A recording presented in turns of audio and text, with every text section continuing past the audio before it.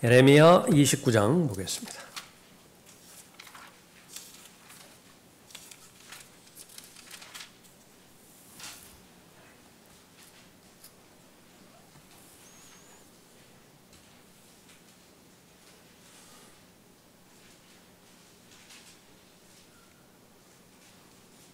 예레미야 29장 10절부터 13절까지 받들어 읽겠습니다.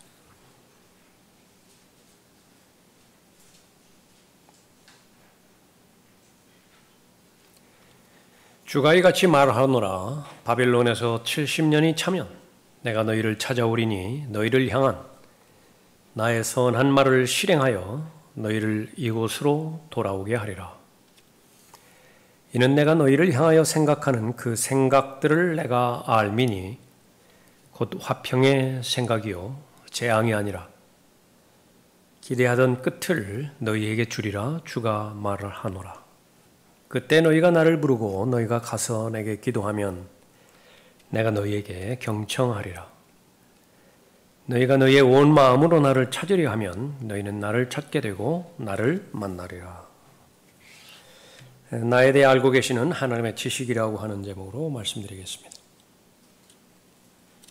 오늘 읽은 성경 구절 여러분들이 여러분의 마음에 잘 간직하시고 또 이 구절에서 가르쳐 주시는 것처럼 하나님께서는 여러분에 대해서 생각하고 계시고 그 하나님의 생각을 통해서 여러분에 대한 하나님께서는 지식을 가지고 계신다라고 하는 사실을 잘 알고 계시는 것입니다.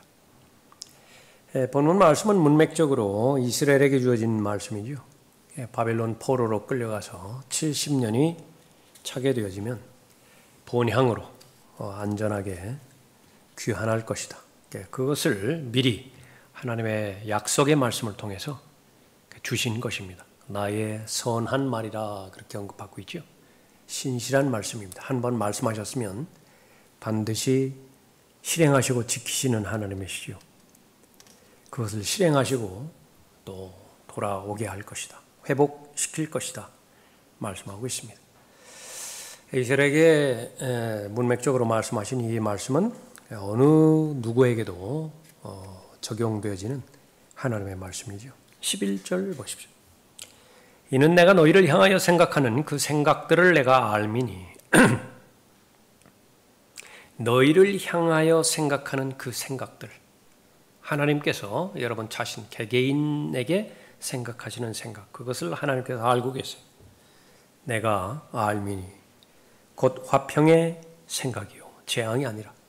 그러나 바빌론 포로 70년을 생각하면 그러니까 재앙, 하나님의 심판, 그 징계 그것 외에 무엇이 생각나겠어요?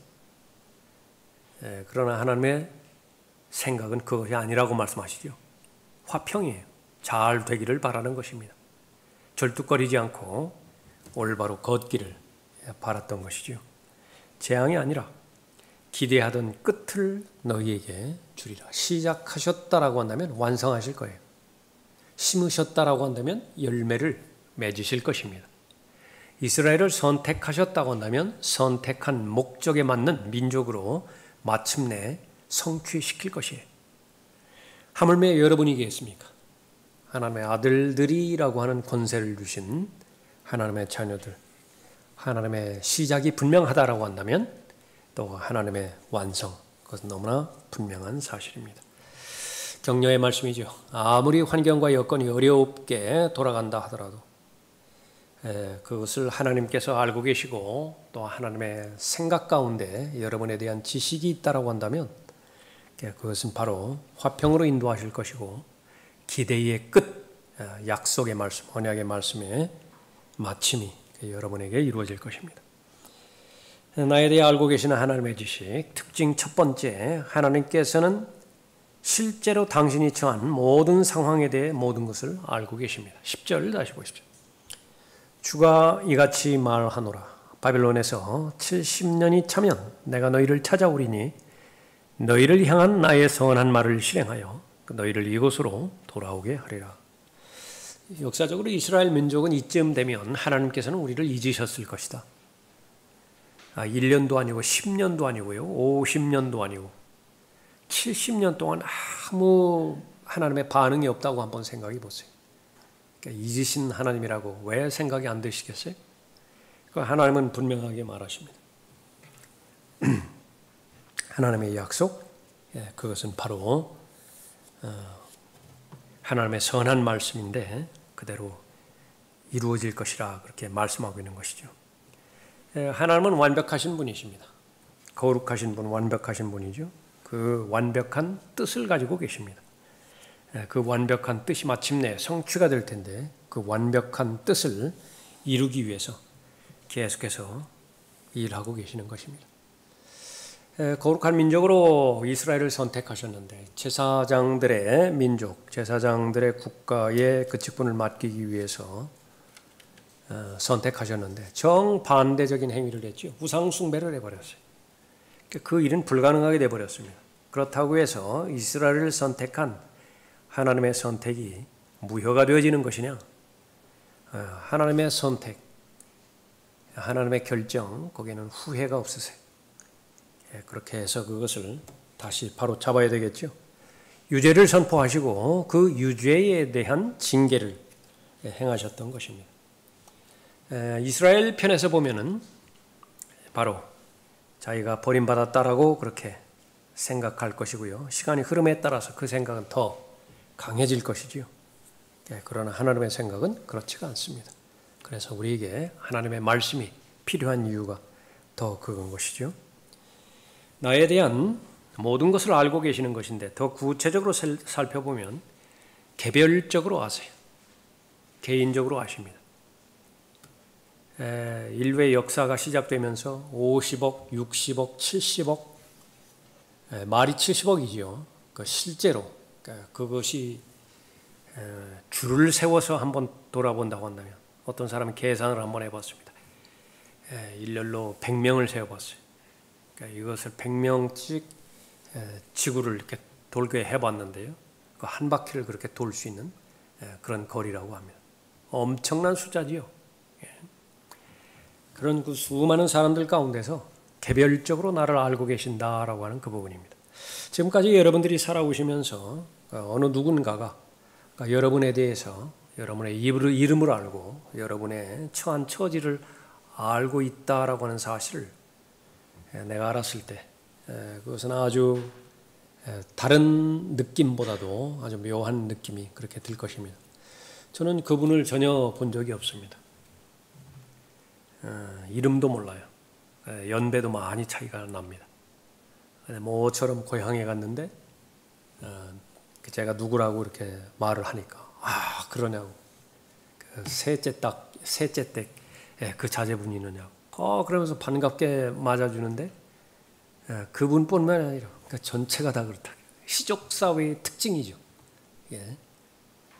어렸을 때 잠깐 있었던 그 부분들을 기억에 떠올리면서 그렇게 알아주는 것입니다.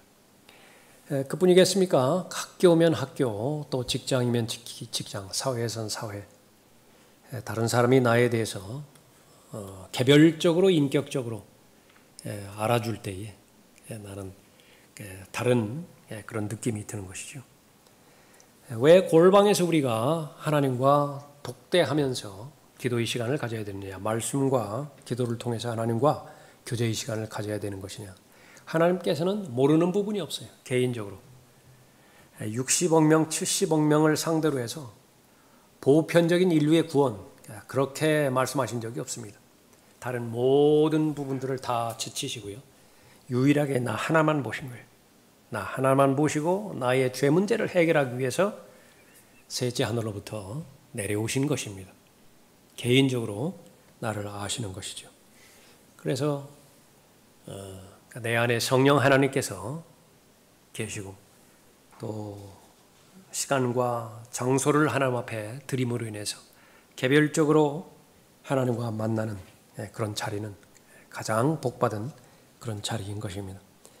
나를 개인적으로 알고 계십니다. 나에 대해서 내가 알고 있는 것 훨씬 이상으로 나를 잘 알고 계시는 것이죠. 나에 대해서 알고 계시는 그 지식은 기계적인 지식이 아니라 그냥 정보, 지식 습득 이것이 아니라 친밀한 지식입니다. 나를 아까워하고요.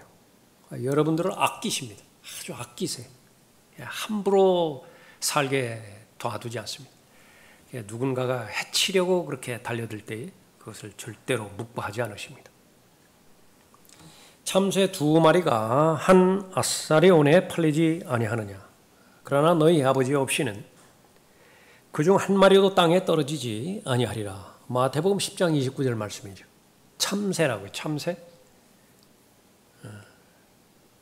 참새 하나 가장 무능한 그 존재 하나를 대표로 해서 전체를 다 포괄하죠. 모든 동물, 모든 피조세계, 그 하나님께서 모르시는 영역이 없다. 심지어 참새마저도 다 알고 계시다. 그러나 너희의 머리카락까지도 다 세워두셨나니 그러므로 너희는 두려워하지 말라. 너희는 많은 참새보다 더 귀하니라. 가치에 관해서 말씀하고 있는 것이죠. 과연 믿을 수 있느냐라고 하는 거죠. 내 머리카락은 어제 다르고 오늘 다릅니다. 아침에 다르고 저녁에 다르죠. 무엇을 말씀하고 있는 것이?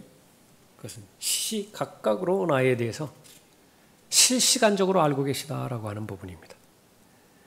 한 번 알고 24시간 후에 또 나에 대해서 변화된 사실을 알고 그러는 것이 아니라 시시각각으로 나에 대해서 잘 알고 계시는 것입니다. 그 나에 대한 지식은 무한하다 말씀하십니다. 에레미야 29장 거기 펴시고요. 시편 139편 보십시오. 시편 139편에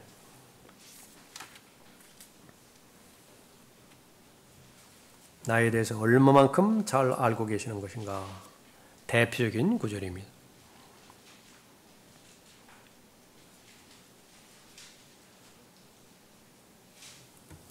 1절에 오 주여 주께서는 나를 살펴보셨으며 또 나를 아셨나이다. 성경에서 아셨다라고 하는 부분은 아담이 이브를 알았다라고 하는 그 개념임을 우리가 알고 있죠. 주께서는 나의 앉고 서는 것을 아시며 나의 생각을 멀리서도 이해하시나이다. 주께서는 나의 길과 나의 눕는 것을 샅샅이 아시며 나의 모든 길들을 익히 아시나이다. 보소서 오 주여 주께서 모두 아시나니 알지 못하시는 내 입의 말은 한마디도 없나이다. 주께서는 나를 앞뒤에서 감싸셨고 내게 안수하셨나이다. 그와 같은 지식이 내게 너무 경이롭고 높아서 내가 이룰 수 없나이다. 내가 주의 영으로부터 벗어나 어디로 가며 주의 면전에서 벗어나 어디로 피하리까? 내가 하늘로 올라갈지라도 주께서는 거기 계시며 내가 지옥의 잠자리를 마련한다 하여도 보소서 주께서는 거기 계시나이다. 내가 아침에 날개를 달고 저 바다의 끝부분들에 거할지라도 거기서도 주의 손이 나를 인도하시며 주의 오른손이 나를 붙드시리다. 16절에도 보십시오.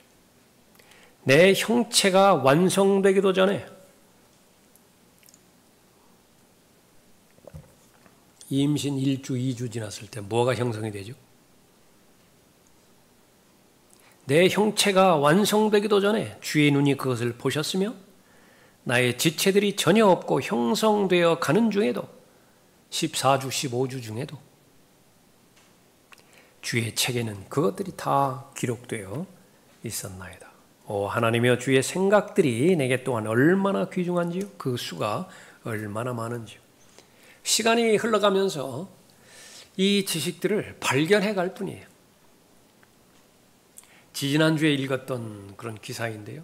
사람의 유전자 가운데서는 유달리 특이하게 특정 물질에 아니면 특정 상황에 중독에 약한 그런 그 유전자가 발견이 된다고 합니다. 그러니까 사람마다 다 다른 거예요. 어떤 사람은 알코올에 아주 취약해. 어떤 사람은 니코틴에 아주 취약하고요. 어떤 사람은 보는 것에 아주 취약한 것입니다. 그것을 이미 하나님께서는 다 알고 계세요. 우리에게 유익이 된다라고 하는 것은 이미 모든 것을 다 알고 계시는 그분 앞에 나의 전적인 부분을 다 맡겨버린다고 한다는, 그분은 의사 중에 의사 아니에요.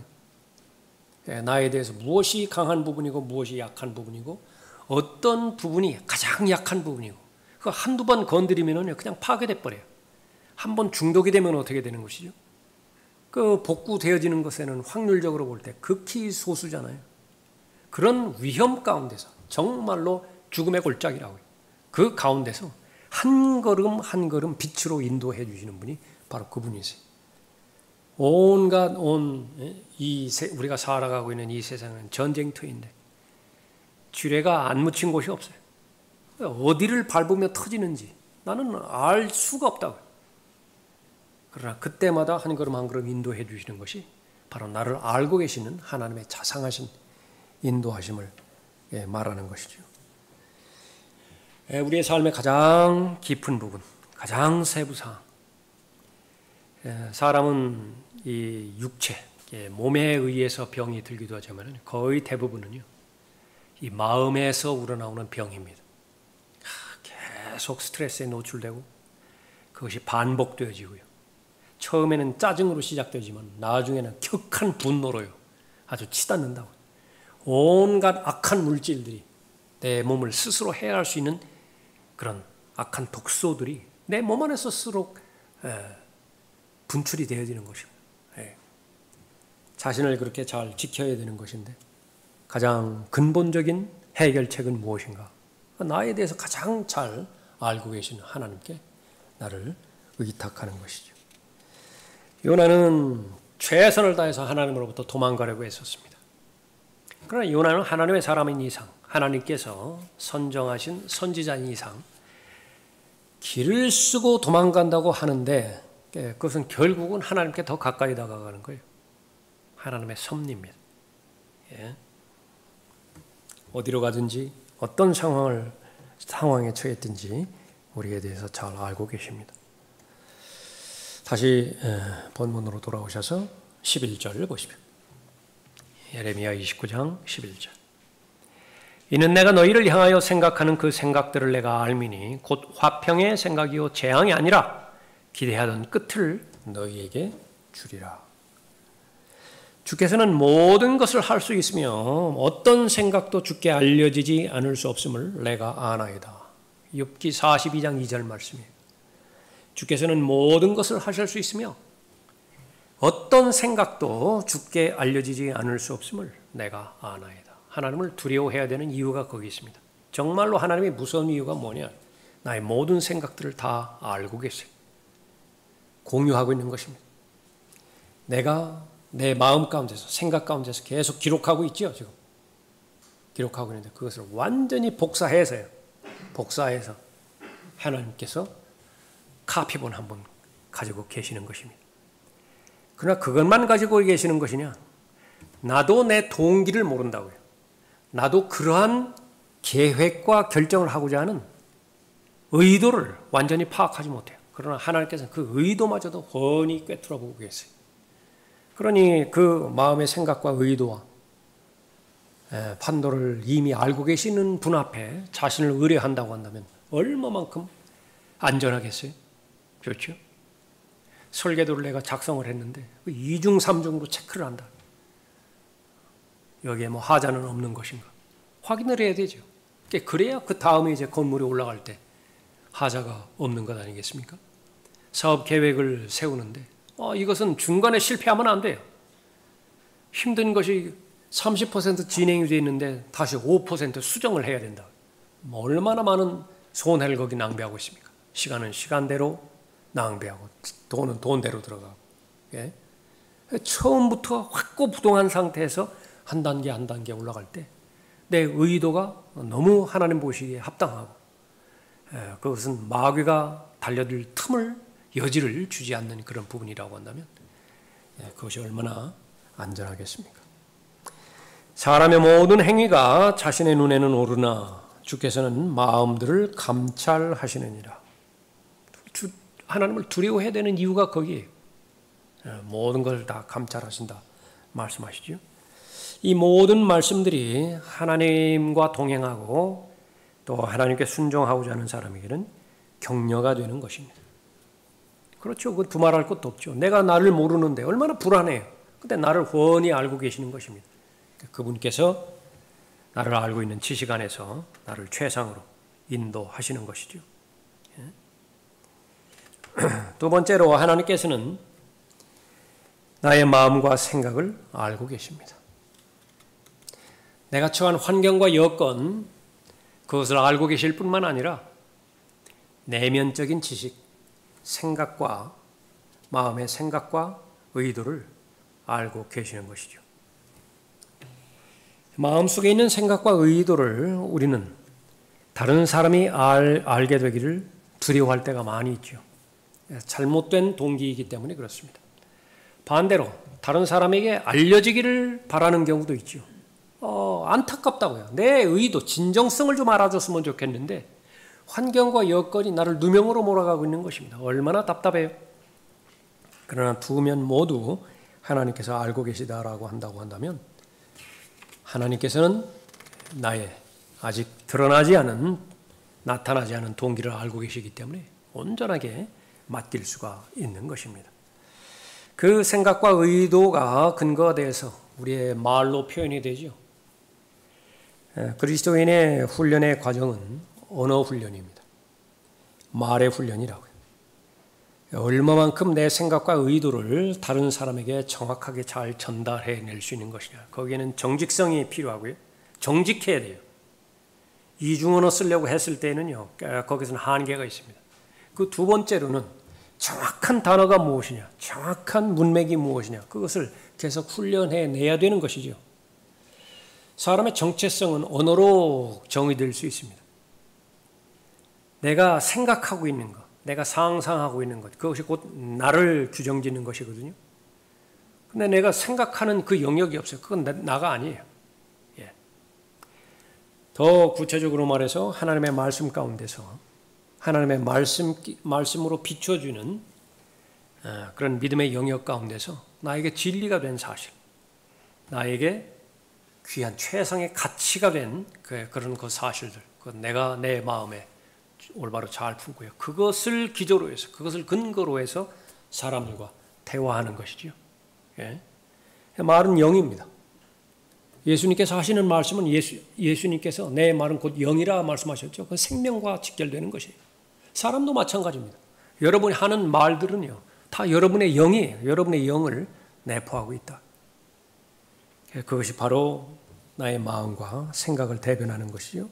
그것이 근거로 해서 행동과 행위가 나타나는 것이죠. 하나님께서는 이런 모든 부분들을 다 알고 계시고 또 감찰하십니다. 의도와 생각, 또 언어와 말, 행동과 행위, 그런 전체 맥락 가운데서 하나님께서는 최선으로 인도해 주시는 것이죠. 우리가 간과할 수 없는 것은 나에 대해서 알고 있는 것 가운데 가장 본질적인 것은요, 내가 범죄하는 죄들에 관해서 알고 계신다는 사실입니다. 내가 하나님을 대적하고 하나님을 반역하고 하나님께 고의적으로 불순종하는 죄에 대해서 하나님께서는 모르는 것이 없는 것입니다. 10절 보십시오. 주가 이같이 말하노라. 바빌론에서 70년이 차면 내가 너희를 찾아오리니. 왜 70년의 그 세월을 다른 이방 땅에서, 이때가 되면 이방인의 때가 시작이 됐거든요. 아주 수치스러운 때라고요. 이 지구상에 하나님께서 지정하시는 직접적인 왕국이요, 왕국을 다 잃어버렸어요. 그래서 지금 이방인들로 득실득실하다고요. 이방인의 때가 시작된 것이 바로 유대인의 불순종이었습니다. 왜 그렇죠? 범죄 때문에 그런 것이었습니다. 이 유다의 범죄를 하나님께서는 낱낱이 다 알고 계시는 것인데 회개를 하지 않아요. 회개를 하지 않는다. 내가 하나님을 두려워하는 것이냐, 두려워하지 않는 것이냐. 첫 번째 확인해야 될 그런 그 부분들은 나의 생각과 의도를 하나님이 정말 알고 계시는 것이냐. 내가 은밀하게 범죄하는 이 죄 문제에 대해서도 하나님께서는 낱낱이 알고 계시는 것이냐. 그 사실에 대한 인정 여부고요. 두 번째로 그것이 의미가 있기 위해서는, 내가 하나님을 두려워한다라고 하는 것이 입증되기 위해서는요, 회개에 합당한 열매를 맺어가느냐 그렇지 않느냐, 그것이 이제 확정적이에요. 아무리 마음적으로는 동의하고 또 입으로까지 동의하고 자백의 기도까지 했을지라도 그 마음 가운데서 하나님을 두려움이 없다고 한다면 계속 반복되어지는 것은 필연이에요. 왜냐하면 무서워하지 않거든요.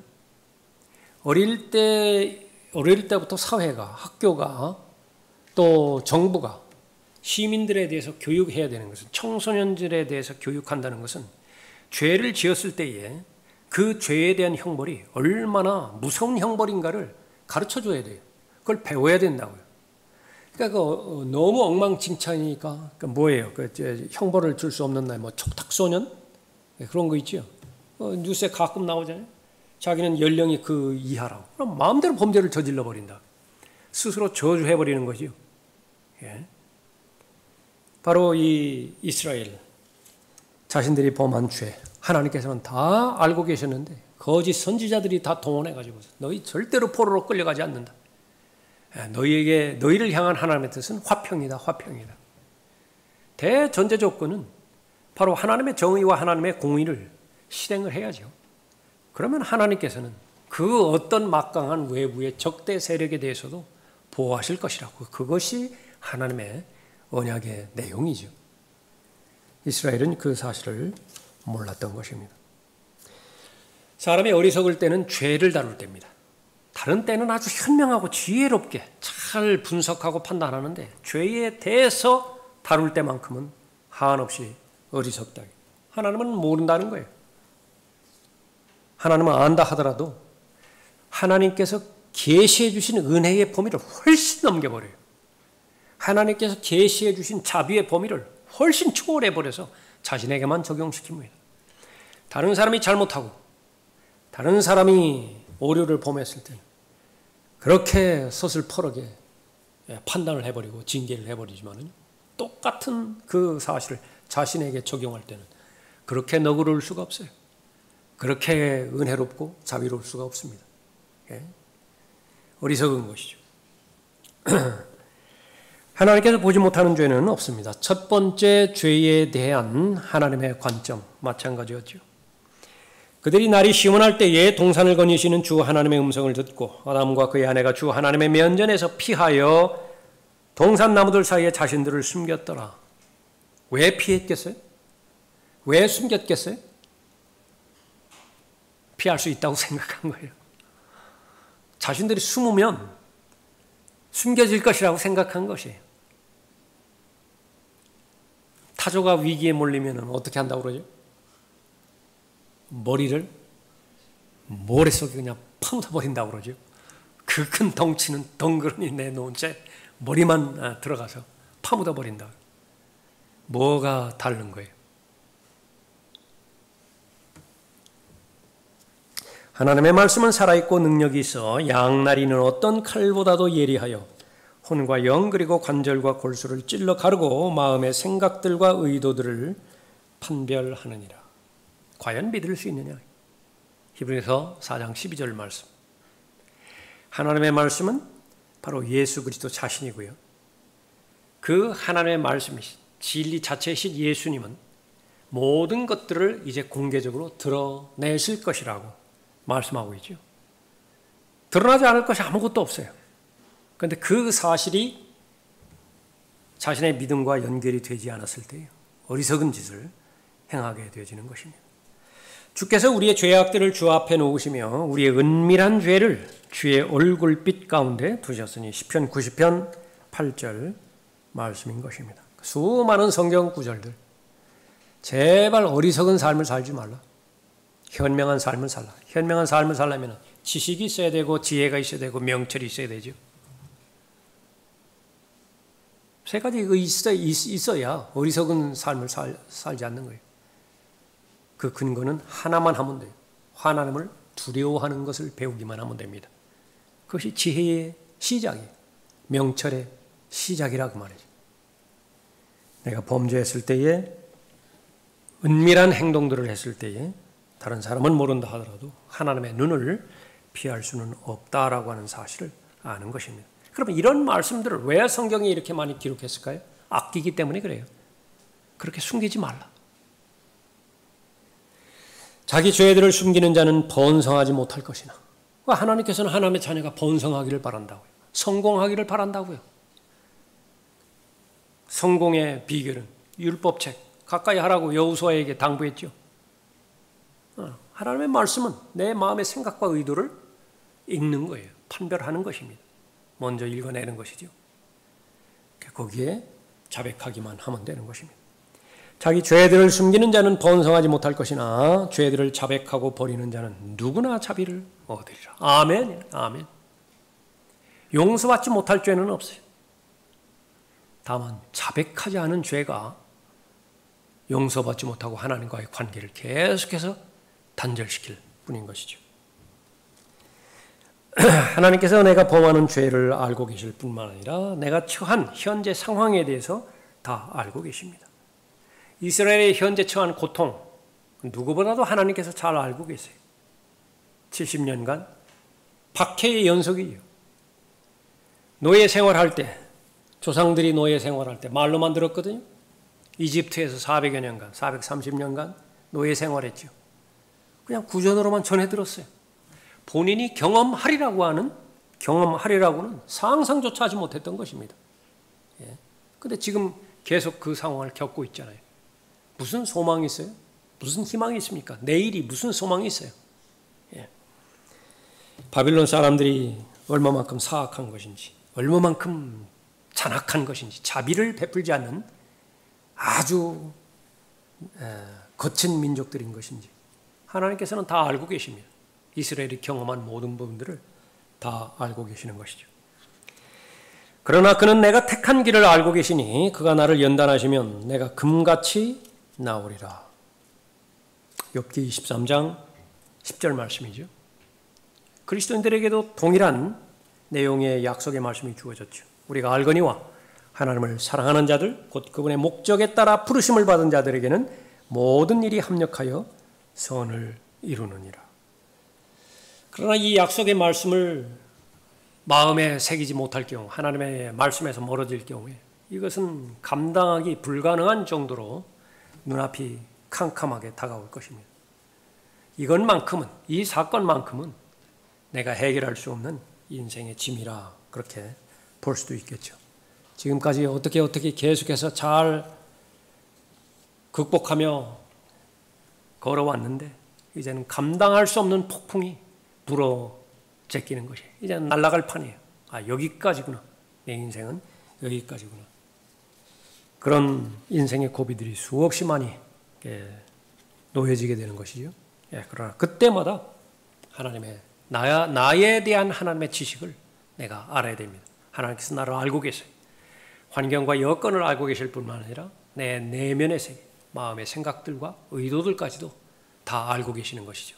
그러나 그것이 무슨 인터넷에 지금 계속해서 깔려있는 지식의 정보, 또 아무 생명력 없는 사실들, 그런 것들이 아니라 그것은 아주 인격적으로 나를 알고 계시는 하나님께서 나에게 무슨 일이 일어나는 것이냐, 그것을 다 알고 계시는 것이죠. 마지막 세 번째로 내가 알고 계시는, 나에 대해 알고 계시는 하나님의 지식에 대해서 하나님께서는 최상으로 반응하십니다. 이것이 중요하죠. 조치를 취하시는 것입니다. 최상으로 이제 해결책을 제시하는 것입니다. 적용하는 거죠. 지식을 알았다고 한다면, 지혜를 알았다고 한다면 그것을 가장 최상의 선을 향해서 사용하시는 것입니다. 12절 보십시오. 그때 너희가 나를 부르고 너희가 가서 내게 기도하면 내가 너희에게 경청하리라. 기도하지 않으면 안 들으세요. 기도하면 이라게. 하나님께서는 믿음이 발견돼야, 겨자씨에 하나일 만한 믿음이 발견되어야 성령께서 역사하신다. 그런데 그 믿음이 발견되어지는 기초가 무엇이냐? 하나님 앞에 고백하는 것입니다. 하나님 앞에 보고하는 거예요. 하나님 앞에 알려드리는 것이죠.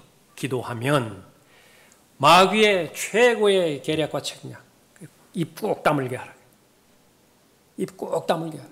그 정도면 내 능력으로 충분히 헤쳐나갈 수 있다. 내 능력으로 하라. 마귀의 계략과 책략, 마귀의 공격. 지금까지 하나님의 인도하심은 내가 시인할 수 있지만 이번만큼은 하나님께서 개입하실 그런 일이 아니라 너도 동의하지 않느냐? 기도하지 못하게 만드는 것입니다.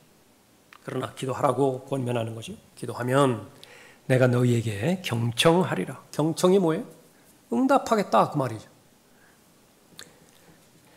너희가 너희의 온 마음으로 나를 찾으려 하면 너희는 나를 찾게 되고 나를 만나리라. 과거에 대한 하나님의 도우심, 과거의 나에 대한 나를 알고 있는 하나님의 지식에 대한 반응, 이스라엘의 역사를 보면 압니다. 이는 네가 주 너희 하나님께 거룩한 백성이니 주 너희 하나님께서 땅 위에 있는 모든 백성 위에 너를 택하시어 자신의 특별한 백성이 되게 하셨습니다. 신명기 7장 6절 말씀이라고요. 수많은 민족들이 있는데 그 중에서 이스라엘을 선택하신 것이죠. 목적이 있어요. 주께서 그분의 사랑을 너희 위에 두시고 너희를 택하신 것은 너희가 다른 민족보다 수가 많음이 아니라 너희가 모든 민족 중에서 가장 적기 때문이라. 이것을 시작으로 해서 얼마만큼 이스라엘에 대한 지식을 하나님께서 알고 계셨는데 그 지식에 대해서 어떻게 하나님께서 반응하셨는가, 어떻게 조치를 취하셨는가, 최상으로 조치를 취하신 거예요. 이집트 노예로부터 구원하셨죠. 광야를 안전하게 통과할 수 있도록 인도해 주셨습니다. 약속의 땅, 그것이 상상 속에만 머무는 신기루, 이상향, 그런 것이 아니라 두 눈으로 목격하게 하셨다고요. 두 발로 딛게 하셨다고요. 결국은 들어가게 하셨죠. 그 모든 계획들과 실행들, 그것은 본문에 있는 것처럼 재앙이 아니에요. 하나님께서 나를 왜 불러주셨느냐, 고생이나 실컷 하게 하려고 부르신 것이냐. 하나님께서는 하나님의 일을 실행하는 데 있어서 하나님의 사람이 필요하기에 필요한 하나님의 사람을 부르셔서 하나님께서 완전히 써먹게 하기 위해서 그런 목적으로 부르셨는 것이냐. 하나님께서는 손이 없어요, 발이 없어요. 전지전능하신 하나님께서 왜 부르셨는 것인가? 그런데 그 부르심의 상황을 봤더니 이스라엘 상황과 똑같은 것이거든요. 부르려면 이집트를 부르시지, 아니면 바빌론을 부르시지, 아니면 아시리아, 괜찮잖아요. 무슨 그리스, 알렉산더 이런 사람 부르면은 하나님께서 얼마만큼 그 명예가 올라가겠어요. 그러나 그것은 인간적인 방법이고 세상적인 방법이라 가장 연약한 자를 부르셨고 가장 소수의 거의 불가능한 사람을 그렇게 부르셨다. 에베소서 2장 1절부터 3절에 보면 우리들이 그랬어요. 뭐 가능성이 하나 있었느냐, 뭐 사랑받을 만한 구석이 있었고 뭐 구원받을 만한, 구원받기 합당한 요소가 단 하나라도 거기에 있었는가? 단 하나도 없어요. 아무리 눈 씻고 찾아봐도 하나도 없어요. 하나도. 그 가운데서 우리를 그렇게 불러주신 것이죠. 하나님께서는 현재 여러분을 향해서 최상으로 인도하시는 것입니다. 살펴본 것처럼 이스라엘의 관점에서 보면 하나님께서는 자신을 버린 것처럼 보여요. 버린 것처럼 본다고요. 내가 한 번 하나님 앞에 경배를 드리는데 경배에 대해서 감동이 없어요. 사실이지만은 그럴 수도 있겠죠. 그런데 그 다음 주도 마찬가지예요. 그 다음 주도 한 달, 두 달이 이렇게 지속이 돼요? 무슨 일이 손에 잡히겠어요? 근데 이스라엘은 70년이라고, 70년. 완전히 버림받은 대상이라고 본다. 하나님께서 나를 포기하셨구나. 자체적으로 체념하게 만드는 것입니다. 하나님은 한 분이시요 하나님과 사람 사이에 중보자도 한 분이시니 곧 사람이신 그리스도 예수시라. 이 모든 부분들을 다 갚아주시기 위해서 하나님의 어린 양으로 이 땅에 오셨죠.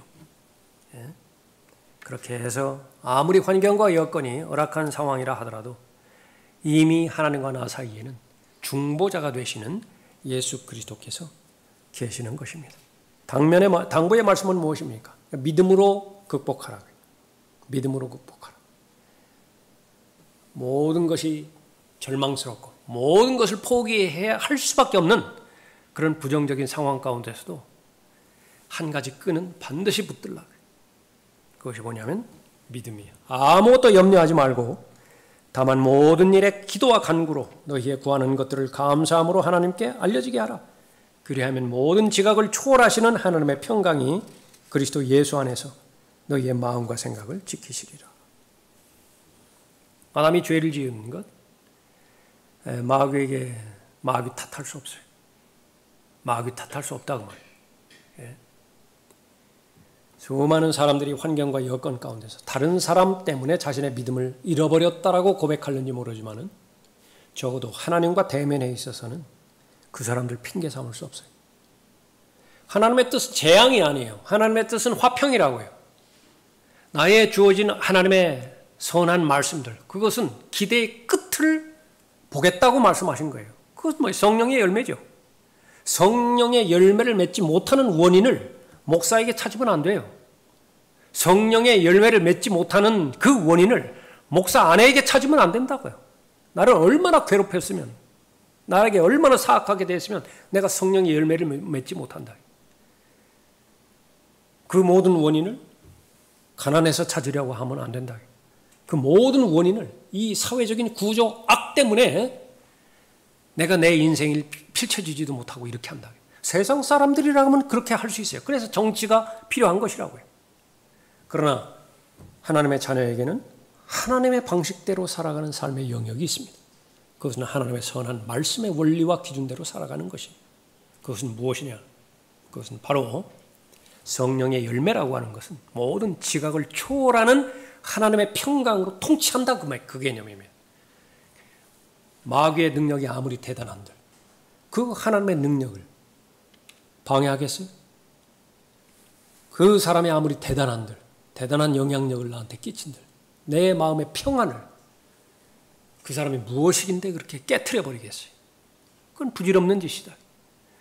정직하게 내가 하나님 안에서 하나님의 말씀을 믿을 때에 하나님의 평강이 그리스도 예수 안에서 너희 마음과 생각을 지키시리라. 아멘이라. 이대로 이루어질 것이에요.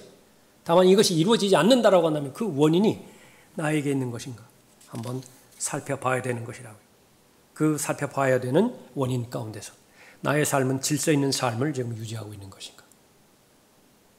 하나님께서는 나의 영의 영역, 혼의 영역, 또 몸의 영역 모든 필요를 다 알고 계시죠. 그 필요를 하나님께서는 채우시는 것이 하나님의 목적입니다. 그리스도 예수를 통하여 모든 필요를 넘치도록 공급해 주시는 것이라고요. 그런데 조건이 하나 있다고요. 영적 우선순위가 잘 자리 잡혀야 돼요. 가장 중요한 나의 영, 이 영이 병들면 안 됩니다. 영은 거룩함의 영이고요. 진리의 영으로 잘 무장되어 있어야 되고 깨끗한 상태로 유지가 되어 있어야 되죠. 이 영이 어떤 영이냐에 따라서 혼에 영향을 주죠. 그것이 내 마음의 상태라고요. 이 마음의 상태가 어떤 상태냐에 따라서 몸에 영향을 준다고요. 교감신경에 이상이 생기든지 부교감신경에 이상이 생기든지 그렇게 만들어버린다고요.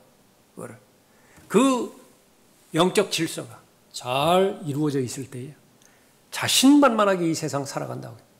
누구를 만나든지 어떤 사건에 직면하든지 내 마음 가운데서는 하나님의 말씀이 내 마음의 중심에 서 있기 때문에 말씀을 주장해서 나아가는 것입니다. 기대감이 있다고요. 과연 이 난관을 어떻게 해결할 것인가.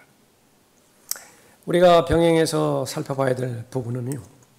하나님께서는 여러분이 성장하길 원하시죠. 여러분이 연단받기를 원하십니다. 그렇다고 한다면 여러분에게는 필수적으로 필요한 것이 교관이라고요. 교관은 절대적으로 필요하다고요. 무엇을 말하는 것이냐. 여러분의 가정이 마냥 행복하기만 하면은요, 거기에 한계가 있어요. 이상하게 들립니까? 남편과 아내와의 관계가 그냥 완전 행복하기만 하다? 별로 좋지 않아요. 서로가 성장을 해야 돼요. 서로가 계속 문제가 제시가 되어야 되는 것입니다. 다만 그 제시된 문제를 해결할 수 있는 방법을 계속 체득해 나가야 되는 거예요. 그 과정을 통해서 사랑의 깊이가 더 깊어지고 신뢰가 더 깊어지고 그래서 서로가 각자에게 헌신하는 거예요. 100% 헌신하는 것입니다. 그런데 아무런 문제거리가 없다. 한계가 있어요. 여러분의 교회 생활 마찬가지입니다. 교회 생활이 계속해서 편하기만 하다. 예. 라우디케아 교회처럼 돼버립니다. 그냥 희희낙낙이에요. 그냥 교회 오면 좋아요. 그냥 마음 편하고 무슨 교회라고 와서 성장의 디딤돌이 돼야 되는데 단계를 거쳐가지고 해야 되는데 그 모임의 특징이 사랑과 격려라고 그랬죠. 도전받는 거예요. 저 성도를 봤더니 나도 저렇게 되고 싶다. 내가 이런 어려운 역경과 환경 가운데 있었더니 이거 간증 모임을 이렇게 봤더니 나만 이렇게 어려움 당하는 것이 아니구나. 목사님 가정에도 이런 어려움이 있구나. 이렇게 수십 년 다닌 성도들에게도 여전히 그 문제는 자신에게 현실적인 문제로 대두하고 있구나. 기도해야 되겠다. 내가 지금 그냥 다 포기하고 있었는데 기도하고 있어야 되겠다. 기도해야 되겠다. 이렇게 도전을 받고 나아가야 되는 것이죠. 하나님께서는 하나님의 자녀들에게 약속을 주십니다. 그 약속은 반드시 실행될 것이에요. 그 실행이 유지될 수 있도록 하나님께서는 촉구하시는 것인데 여러분에게 요구하는 것이 그래서 바로 베풀어 주신 하나님의 은혜에 대해서 책임을 지라는 거예요. 하나님의 베풀어 주신 은혜에 대해서 순종하라는 것입니다. 하나님의 베풀어 주신 은혜에 대해서 헌신하라는 것이에요. 그것이 입증이 될 때에 여러분에 관한 하나님의 지식, 그것은 최상으로 하나님께서 잘 반응하실 것입니다. 그러므로 형제들아, 내가 하나님의 모든 자비하심으로 너희에게 권고하노니 너희 몸을 하나님께서 기뻐하시는 거룩한 산제물로 드리라. 이것이 너희가 드릴 합당한 예배니라. 로마서 12장 1절 말씀이죠. 그래야 하나님의 뜻을 알아요. 그래야 세상으로부터, 세상 가치관과 세상 기준으로부터 성별된 삶을 그렇게 살게 되어지는 것이죠. 여러분이 가장 많은 시간을 투자하고 쏟는 것은 지식을 얻기 위함입니다. 태어나면서 이제 지식을 어떻게 습득할 것이냐, 공부라고 하죠. 유치원 다니기, 유아원이 있나요? 거기서부터 시작해서 계속 지식을 알기를 원하십니다. 하나님에 대한 지식이 본문 말씀에 나와 있죠. 다시 한번 예레미야 29장, 특별히 11절 말씀을 여러분의 마음 가운데 잘 새겨두시고, 내가 아무리 열악하고 또 불가능한 상황이 있다 하더라도 하나님께서는 나의 모든 부분들을 다 알고 계시다. 다시 한번 믿음을 입증하고 주장하시고요. 그것이 의미 있기 위해서는 나에 대해서 알고 계시는 하나님의 지식들, 그것을 하나님께서 반응하실 텐데 최상, 가장 좋은 것들로 나에게 주신다라고 다시 한번 확신하는 것입니다. 내가 해야 될 일은 무엇이죠? 믿음만 있으면 돼요. 하나님 믿는 거예요. 나에 대한 하나님의 반응, 그것을 믿는 거예요. 그럴 때에 내가 하나님 앞에 헌신하고 하나님 말씀에 순종하고, 이것은 부담으로 다가오지 않는 것입니다. 왜 그렇죠? 가장 좋은 교관 밑에서 최상의 훈련을 받기 때문에 그런 것이에요. 가장 탁월한 감독 밑에서 내가 가장 훌륭한 선수가 되기 위해서 내가 최상의 훈련을 잘 받기 때문에 그런 거죠. 11절 읽고 마치도록 하죠. 이는 내가 너희를 향하여 생각하는 그 생각들을 내가 알미니 곧 화평의 생각이요 재앙이 아니라 기대하던 끝을 너희에게 주리라 주가 말하노라. 그때 너희가 나를 부르고 너희가 가서 내게 기도하면 내가 너희에게 경청하리라. 너희가 너희의 온 마음으로 나를 찾으려 하면 너희는 나를 찾게 되고 나를 만나리라.